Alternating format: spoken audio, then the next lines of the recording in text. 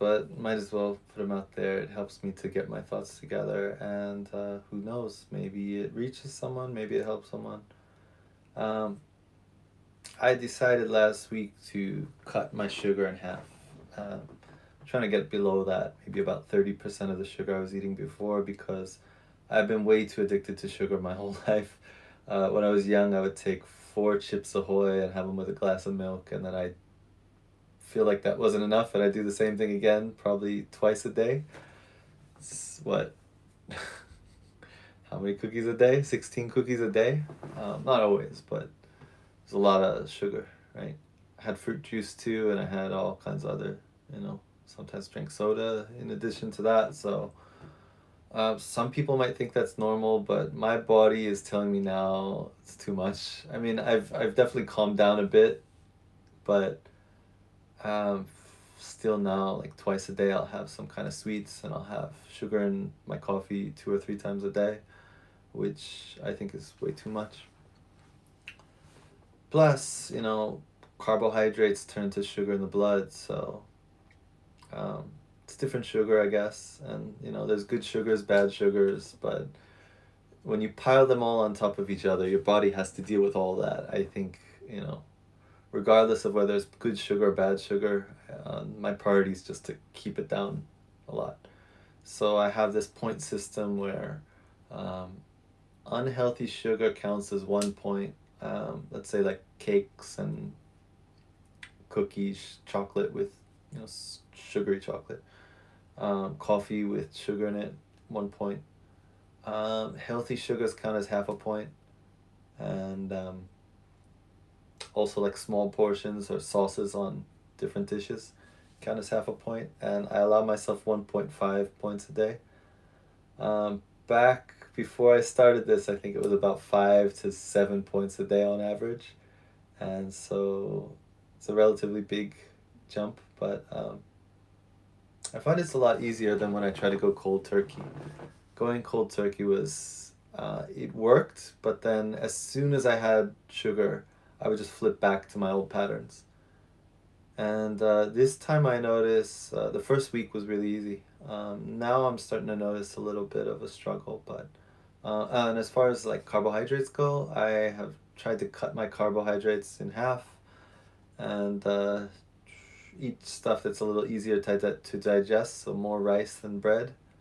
Um, Also, I try not to eat for about 12 hours a day, so a couple hours before sleeping, a couple hours after waking up, I don't eat anything. Also have like a lemon water when I go to sleep and when I wake up. Just doing this experiment, seeing what happens. And some interesting things are starting to happen. So, first of all, I feel a lot more energy when I wake up, and my back is definitely not as tight as it was before this. Not perfect, but definitely. I mean, it's been a week, so you know, just trying to imagine what this will be like after a month or a year. And the weird stuff that's happening is I feel these old emotions popping up where I haven't felt these in a long time, and I start questioning myself. Why did I become addicted to sugar in the first place? Is it just because sugar is good? Is it because it tastes good? Not everyone gets addicted to sugar, Not everyone has super addictive personalities, and a lot of people get addicted to a lot of different things. So why one thing and not the other?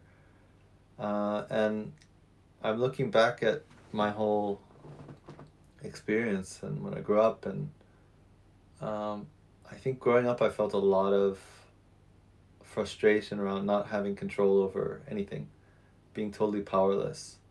Um, Now look, like I know different people experience this in different ways, and some situations you feel are worse than others, and not everyone, like my childhood didn't look that bad on paper, it looked pretty good. But I think, um, I mean, I haven't studied this much scientifically, but I've talked to enough people and I've looked into myself enough to feel that it's not really what happens to you as much as how you experience what happens to you. So the thoughts that you have, the feelings that come up when those things happen are more important than what actually happens. And I heard Gabor Mate talks about something like this. I don't know that much about him, but I know he kind of explores this in a bit more of a scientific way. So if you're into that, um, but yeah, um, so I felt a lot of powerlessness growing up, um, around the fact that I had to sit through school, and not just sit through school, but notice things that other people around me didn't notice, and not being able to talk about them without being ridiculed or kind of reprimanded sometimes. Noticing kind of contradictions in what the teacher said and pointing them out. Um, I wasn't unaware of the fact that this would upset my teachers, like I think some people might be. I knew it would make them frustrated, but I thought I had to say something, because if I didn't say it and nobody else was going to say it, then nothing would ever improve. So I pushed myself to say things like when, um, it's one of the few, so I wrote this book that's fiction. It's one of the few things in the book that actually came from my life, where I raised my hand. No, I just got up to walk to the bathroom, and the teacher asked me where I'm going. And I said, well, you told me it's a free country, you know, we were learning that in history. It's a free country. Why can't I just go to the bathroom, right? And, you know, there's logical arguments you could make, but like to a kid, when you're looking at this purely and innocently, it is kind of ridiculous that you say you're free to live life how you want, but you have to raise your hand to go to the bathroom. You have to go to school till you're 16. It's like, okay, then that does kind of contradict with this idea of freedom. You know, is it worth it? You know, is it you know, is it a good thing? That's a totally different topic. But for a kid who looks, you know, kids tend to look at things more directly and with less, what would you say, complicated. Um, like they take words for what they mean, not for what. I don't know, but anyways, um, I got in trouble for stuff like that. I got in trouble for not paying attention in class, and I was told that I had ADHD, and I had to, you know, I had to try and figure out why my grades were so low and my standardized test scores were so high, and everyone thought I was lazy, or I had a kind of disorder or whatever. And I don't, like, I was very aware of what was going on, and people talked as if I wasn't in the room, and I knew very well what was up. It was like I was not able to pay attention in class because at first the class would go way too slow for me, and then, you know, as it was going really slow, I wasn't able to focus because everything was just, you know, I figured things out in a minute and it took them 10 minutes to explain it. And so after enough of that, I just wasn't able to focus in class because I just, my brain worked at a different speed than, you know, the average or the standard of the class. And so I became the slowest in the class. You see this happen with a lot of kids, actually.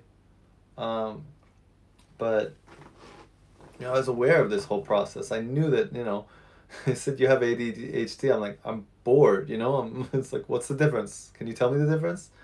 Like, well, you know, they had their explanations, but none of them really sat well with me because I knew that, like, the stuff we were asked on tests, I knew that none of this would matter in my life, you know? History, okay, you know, maybe you could say history is important, but which year something happened, for example, being tested. It's like I could go into, you know, why this was a good thing or why it was a bad thing, or compare it to another issue, or, you know, that was easy for me, but I always lost way too many points on the stupid little details. And, you know, it was really frustrating as a kid. And uh, I honestly don't feel that, I think at this point, schools are a waste of people's energy and time. If you want to have kind of social learning where kids can get to know each other and learn to not hit each other and, you know, learn to communicate with each other, that's fine. But I feel like this kind of structured standardized learning is just, it's totally backwards now, because you could learn about 10 times more in half the time on the internet if you use the right resources. And I think another reason why I experienced that kind of difficulty paying attention was because I was introduced to the internet before a lot of people. Um, some other kids, I was relatively early to have the internet, but I think I was way more into it than other kids. And I was aware of more because I was more curious about what was on the internet. I was talking to people all over the country when other people were scared to do that. I felt like, okay, I'm not telling them my address, and back then there wasn't as much information flying around about people, so what's the problem, you know? And I wasn't scared off from that. And I think that helped me to realize that learning was in my own hands. But, uh, anyways, just every day was kind of torture for me because nobody around me really seemed to empathize with how I was feeling. And eventually I did find people, but it was much later. And at that point, I was already just so against the system and against school in general, and not in this calm way that I am now. But so as I'm trying to cut myself off sugar or reduce my sugar, I notice these old feelings of helplessness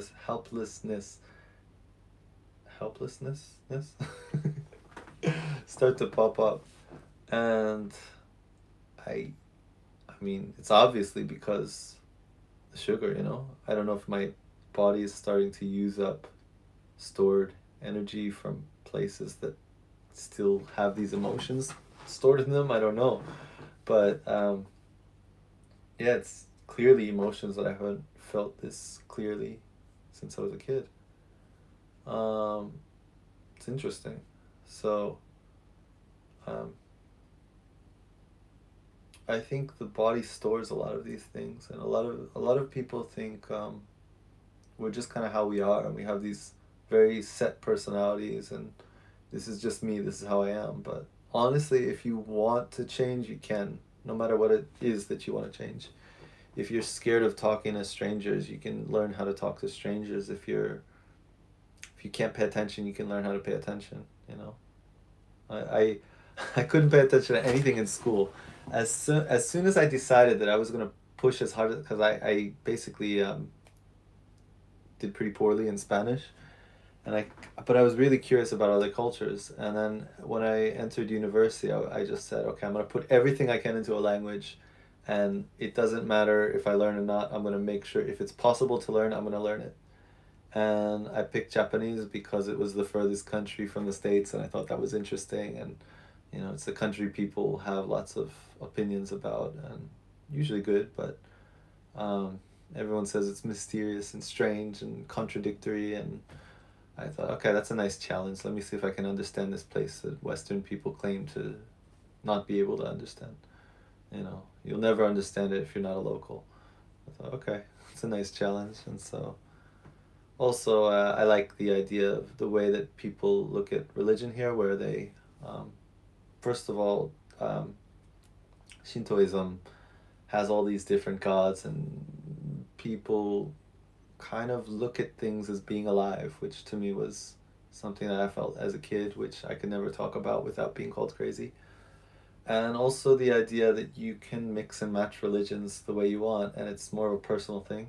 Um, People follow traditions here, but their actual faith is very personal. They don't talk about it much. Most people are kind of atheists, but not outright atheists. They don't really talk or think about it that much, but um, they still kind of believe in these little things, though. A lot of people do, and you know, you could call it good luck or bad luck, or they pray for, you know, good grades or whatever. Whether they deeply believe in it or not is a different issue, but this idea of being able to balance these different practices, because there are aspects from Buddhism, there are aspects from Christianity that everyone kind of mixes here.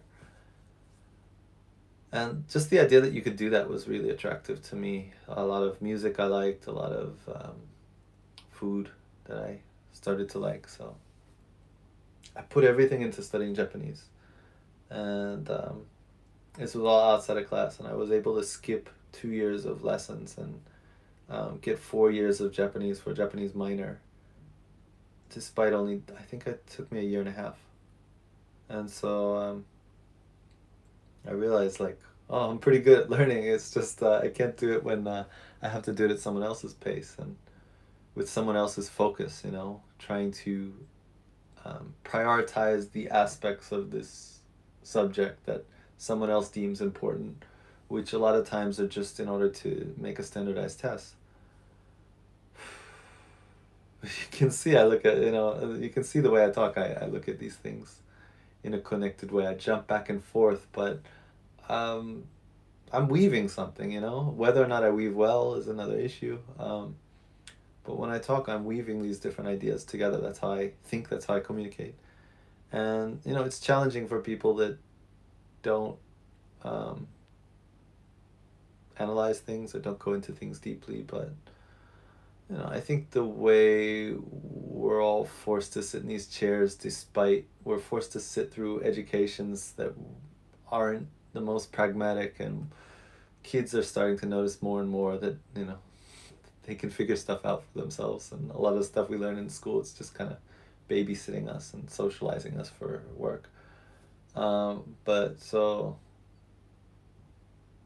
I think a lot more people can understand me now than they could in the past, because I was a little bit earlier on this train of the internet, of being able to see outside of our own little bubble that we grew up in. Um, but so yeah, okay, yeah, that's where we were. Um, Everything you don't like about yourself, you can change. You can you can construct the person you want to be and figure out what it takes to become that person. And there's always a way, you know. Of course, if you're a certain height, you're probably not going to change your height. Um, if you know, there are certain things that are hard to change, but there's so much that you can change about yourself. And it doesn't mean you can't like yourself too. You can like yourself and still try to change things about yourself. You can appreciate who you have been up until this point and still say, like, I would like to change this part, you know. And I think we should spend more time and energy on that.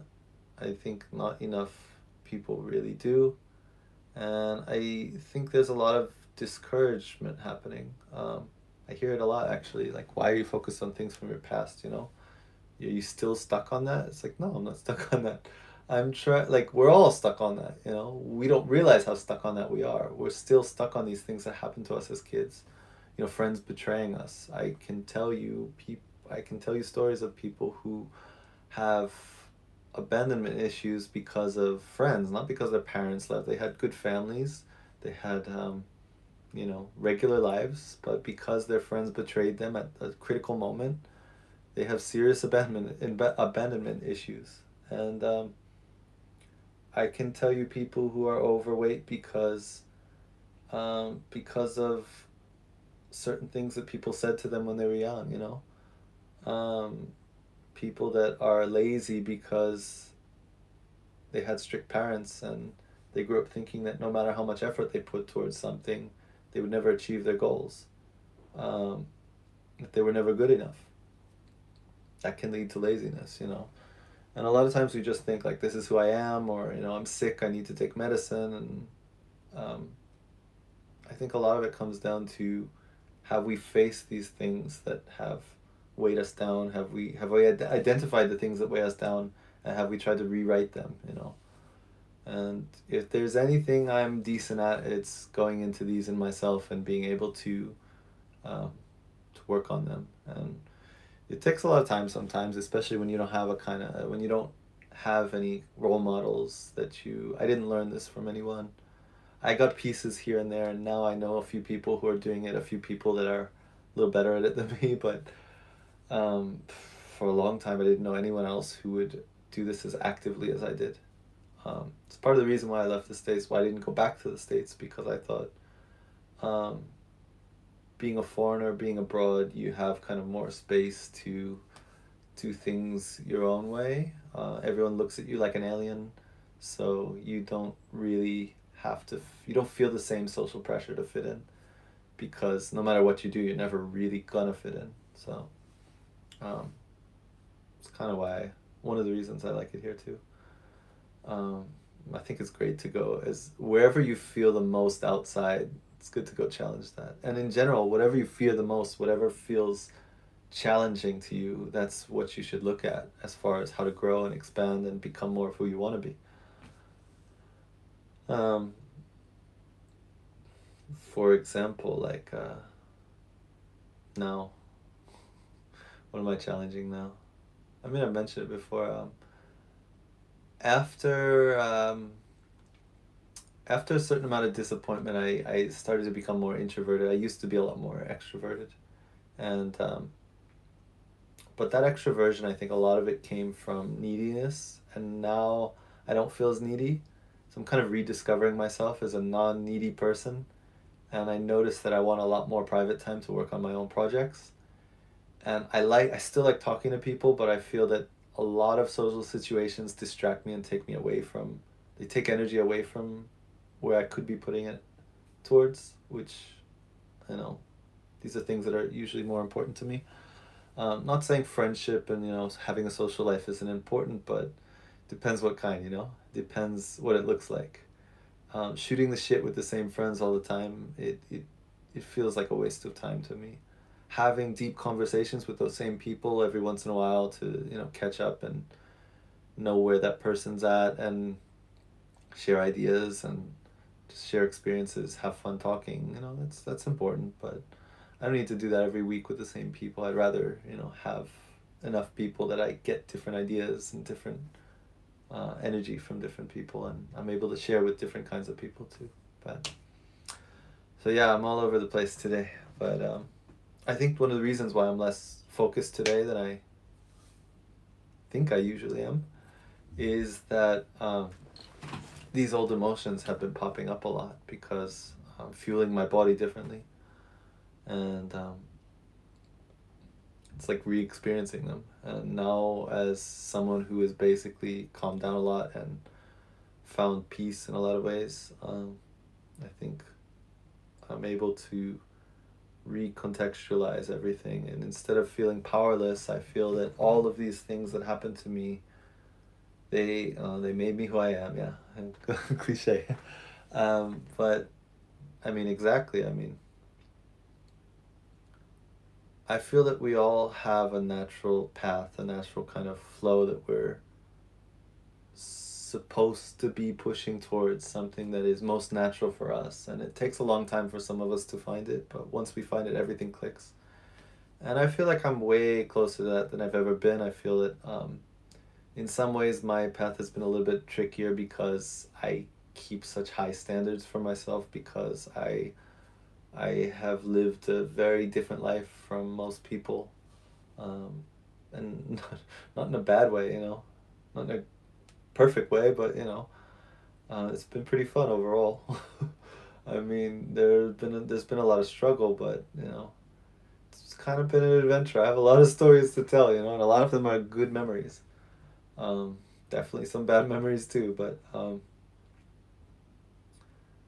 yeah, we all have this path we're on, and the more we can calm down, the easier it goes. The more we can just kind of, we make it clear what we are and what we like and what we want and what we want to build and what we want to be, and then we just get out of our own way and just let it happen.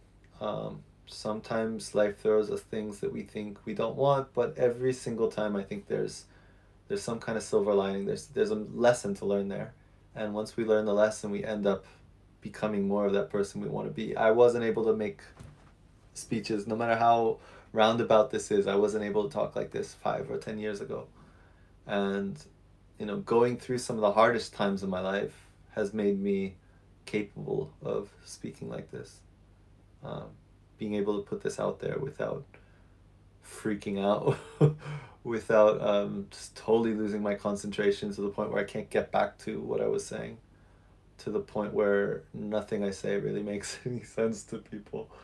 I know it is still roundabout, but you know, it's part of just what I'm going through right now too. And I think the more, it's another reason why I want to talk about it, because the more I talk about it, the more it's able to come together, where the more I'm able to express it in a way that's clear and concise and that makes sense to other people. So I could probably keep going. I could probably change the topic and have all kinds of things to talk about, but as of right now, I have no idea if anyone will ever watch this, so I'll get my thoughts together, see what else I want to talk about, and yeah, if you watch this far, might as well just plug the other stuff I put out recently. First of all, I have a novel. It's actually a set of novellas called Confessions of the Damaged. I put out part 1 and part 2, part 3 on Amazon and other platforms. They're all about 40 to 60 pages of short stories that interweave and tell one larger story about a wanderer who's trying to untangle, who's trying to understand, going through the same thing that I'm going through right now, although he has a different set of experiences. There's a couple based on my own life, but most of them are fictional. And he talks to trees, and he watches people around him, and he learns about himself as he sees a mirror between his inner world and his outer world, and he tries to decipher this mirror to figure out what's going on inside by looking at what's happening outside, and also trying to understand outside by looking inside. I really love this book. I love these stories. So if you're willing, check it out. Check out the first one. If you don't like it, then put it down. If you like it, keep going. Also recently I put out a podcast with my student, the first part 1 of maybe 3, where we talk about collectivism in Japan and how people end up thinking in a collectivist mindset from a young age, because since I was young I've always heard that Japan is a collectivist society, and I hear historical reasons for that, but I haven't heard practical, like daily life things, aspects of the culture that make people collectivist now. So she talked a lot about that and kind of opened my eyes to some things that I hadn't caught even 10 years living here. And I'll put out another video soon, another walk around Japan, where I talk about in that one. I got it ready a couple weeks ago and I haven't put it up, but it's about getting outside of your cultural bubble. Sorry, I got TMJ, so sometimes my jaw kind of makes it hard to talk too long, but yeah, that video's about just how much you can learn from stepping outside of your comfort zone and trying to get to know other people that you are uncomfortable with, even people who are really different from yourself. Just whatever you understand the least, that's a good place to start. Whatever you're scared of, that's a good place to start, as long as you take some precautions. So that's all. I'm kind of losing my voice. Hope somebody watches this. I have a feeling in 100 years a lot of people will have watched this, but who knows? Maybe it'll get lost by the algorithms. Maybe we'll all be gone by then. Hopefully not. I have hope for humanity. I have hope for myself and for life and for humans. And it won't be easy for everyone, but if you do your best to try and become who you want to be, then you'll probably be in a better place, and it'll be easier to live a better life. So go for it. So it can always get better, especially if you put in the effort. That's my message to you today.